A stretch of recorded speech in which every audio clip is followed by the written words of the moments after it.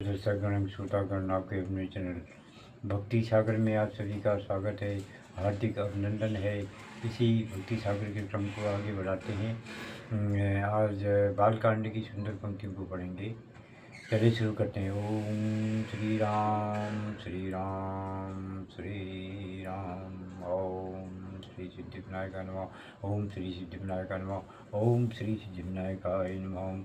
आनंद कानने हस्मी जलमंगलमस्तुलसीतरु कविता मज्जरी भाति राम भ्रमर भूषिता। इस काशी रूपी आनंद वन में तुलसीदास चलता फिरता तुलसी का पौधा है। उसकी कविता रूपी मज्जरी बड़ी ही सुंदर है, जिस पर श्री राम रूपी भंवरा सदा मंडराता रहता है। पंडितों को इस पर भी संतोष नहीं हुआ, तब पुस्तक की परीक्षा का एक उपाय और सोचा गया। भगवान विश्वनाथ के सामने सबसे ऊपर वेद, उनके नीचे शास्त्र, शास्त्रों के नीचे पुराण और सबसे नीचे श्री रामचरितमानस रख दिया गया। मंदिर बंद कर दिया गया। प्रातःकाल जब मंदिर खोला गया तो लोगों ने देखा कि श्री रामचरितमानस वेदों के ऊपर रखा हुआ है। अब तो पंडित लोग बड़े लज्जित हुए। उन्होंने तुलसीदास जी से क्षमा मांगी और भक्ति से उनका चरणोदक लिया। तुलसीदास जी अब 80 घाट पर रहने लगे। रात को एक दिन कलयुग मूर्त रूप धारण कर उनके पास आया और उन्हें त्रास देने लगा। गोस्वामी जी ने हनुमान जी का ध्यान किया। हनुमान जी ने उन्हें विनय की पद रचने को कहा। इस पर गोस्वामी जी ने विनय पत्रिका लिखी और भगवान के चरणों में उसे समर्पित कर दी। श्री राम ने उस पर अपने हस्ताक्षर कर दिए और तुलसीदास जी को निर्भय कर दिया। संवत 1680 श्रावण कृष्ण तृतीया शनिवार को 80 घाट पर गोस्वामी जी ने राम राम कहते हुए अपना शरीर परित्याग किया। ओम तुलसी भगवान नारायणाय ओम नमो नमः। तुलसी भगवान नारायणाय ओम नमो नमः। तुलसी भगवान नारायणाय ओम नमो नमः। ओम तुलसी भगवान नारायणाय ओम नमो नमः। तुलसी भगवान नारायणाय ओम नमो नमः। तुलसी भगवान नारायण ओम नमो नमः। अब बालकांड की सुंदर पंक्तियों को पढ़ेंगे।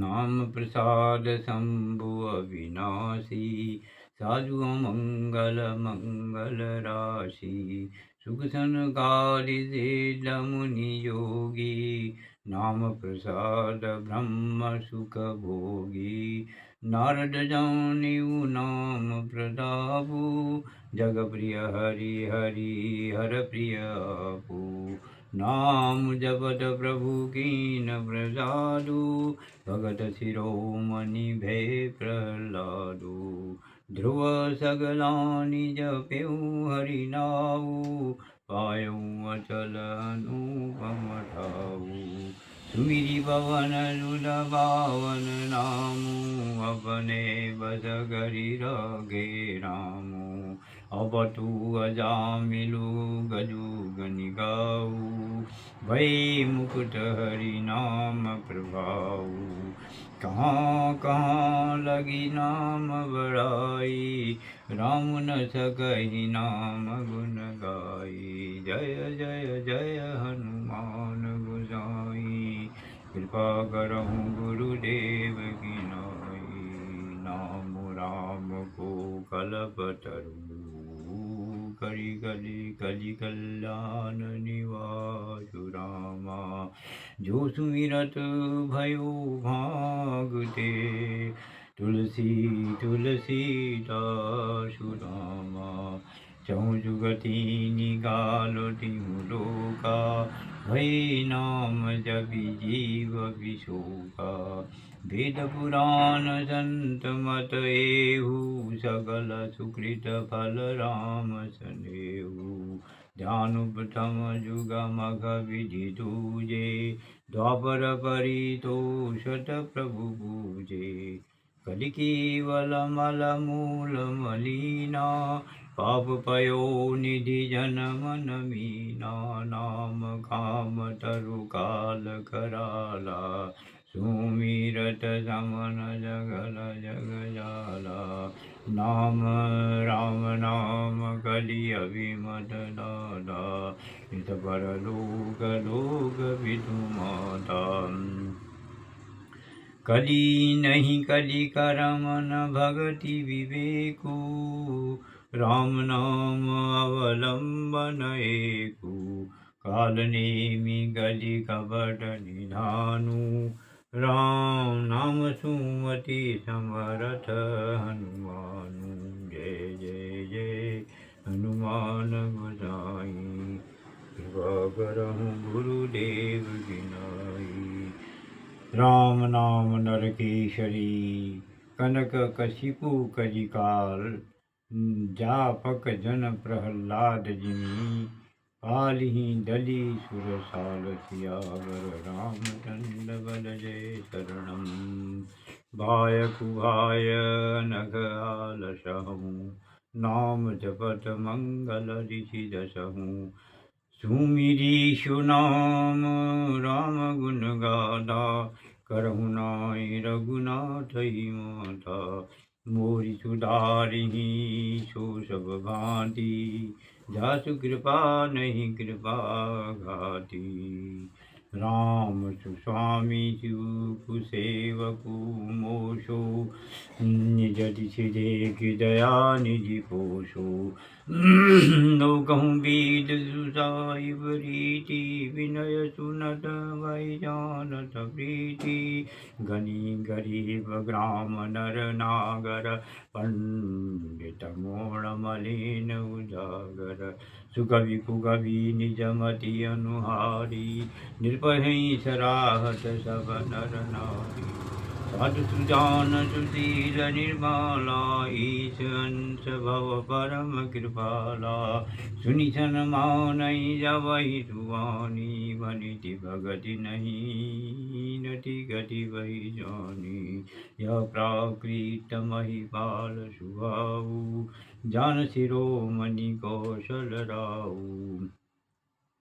रीझत राम सनेह निशोते को जगमंद मलिन मति मोटे।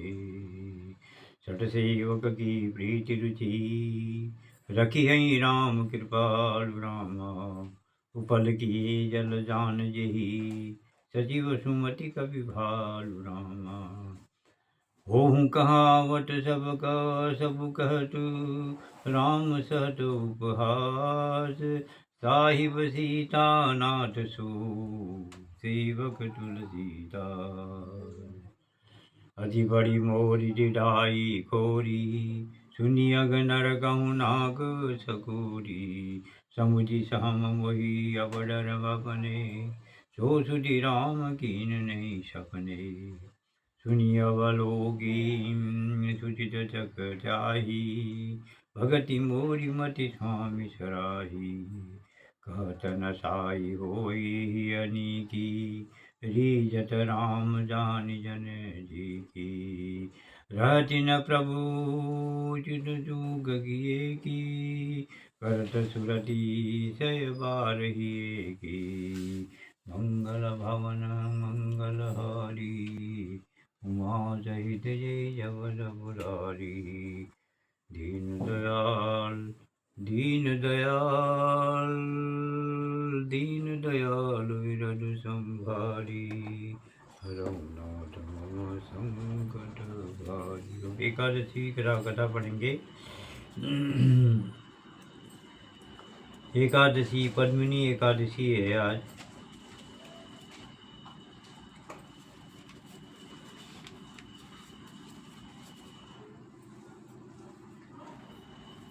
उत्पत्ति है आज, सबसे आगे है। पति है। हाँ, पद्मिनी का पद्मिनी थोड़ी क्या, महर्षि सुष्मति महर्षि कृष्णा। हाँ, मार्गशीर्ष कृष्णा उत्पत्ति एकादशी व्रत की कथा कहेंगे। नैमिषारण्य आश्रम में हजारों ऋषियों को उपदेश देते हुए सूत जी बोले, भगवान श्री कृष्ण ने अर्जुन को जिसे 11 एकादशी का व्रत करने का उपदेश दिया था, वह कथा मैं तुम्हें सुनाता हूँ, ध्यानपूर्वक सुनो। भगवान श्री कृष्ण से 11 के व्रत का महात्म्य सुनकर अर्जुन ने कहा कि हे भगवान, मैं भी एकादशी का व्रत करना चाहता हूँ, इसलिए इसके करने की विधि बताइए। अर्जुन के वचन सुनकर भगवान श्री कृष्ण ने कहा कि जो एकादशी का व्रत करना चाहे उसे मार्गशीर्ष मंगशिर की एकादशी से व्रत शुरू करना चाहिए। दशमी के दिन सुबह 4 बजे उठकर सोच आदि से निपट कर सूर्योदय से पहले ही भोजन कर लें और बाद में दातुन कर मुख शुद्धि करें। इस प्रकार प्रतिदिन सोते समय अच्छी बातों का स्मरण करें। दांतों को साफ कर शयन करते समय भगवान का ध्यान कर फिर सवेरे 4 बजे उठकर नित्य कर्म करके दातुन व स्नान आदि कर भगवान का नाम स्मरण करें। इसके बाद शरीर पर मिट्टी लगाकर शुद्ध जल से स्नान कर संकल्प बोले, हे भगवती, मेरे ही सब पापों को नष्ट करो। हे अर्जुन, जिस एकादशी का व्रत करने से हे अर्जुन, जिस एकादशी का व्रत करो उस दिन अच्छी संगत में रहो। पाखंडी, चोर और दुष्टजनों से वार्तालाप व उनके दर्शन भी न करें। उस दिन नीच विचारों से बचकर बड़ी श्रद्धा और भक्ति से विष्णु भगवान की धूप दीप आदि सुगंधित पदार्थों से पूजा करें।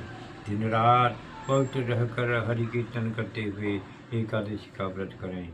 द्वादशी के दिन ब्राह्मण भोजन कराएं और यथाशक्ति दान देवें। इस प्रकार ऊपर का नियम पालन करते हुए जो एकादशी का व्रत करता है उसे अनंत काल के लिए स्वर्ग प्राप्त होता है। हे अर्जुन, भगवान विष्णु के दर्शन करने तथा गौदान देने आदि शुभ कर्मों से जो फल प्राप्त होता है उससे भी अधिक फल इस व्रत के करने से मिलता है। हजारों यज्ञ तप आदि को छोड़कर एकादशी के व्रत का पालन करें, जिससे काल के डर से मुक्त होकर संसार के सुखों के साथ स्वर्ग का सुख मिले। हे अर्जुन, बिना कुछ खाए बुराई से बचकर एकादशी का व्रत करने वाला इस संसार में अनंत सुखों को भोगता है और स्वर्ग को जाता है। अर्जुन बोले, हे भगवान, आपकी बातों को सुनकर मुझे कुछ संदेह हो गया है, क्योंकि एकादशी का व्रत करने वालों को मैंने दुखी देखा है। तो इसका कारण बताइए और मेरा संदेह तो दूर कीजिए। भगवान कृष्ण जी बोले कि व्रत उपवास करने से शरीर निरोग रहता है। व्रत उपवास करने वालों को कभी दवा लेने की आवश्यकता नहीं होती। इन व्रतों में एकादशी व्रत ही सर्वश्रेष्ठ है। दूसरे व्रतों से लाभ यह है कि बहुत सा अन्न धन बच जाता है, सो अकाल में काम आता है। यह धन दीन दुखियों की सेवा में लगता है। इससे व्रत उपवास करने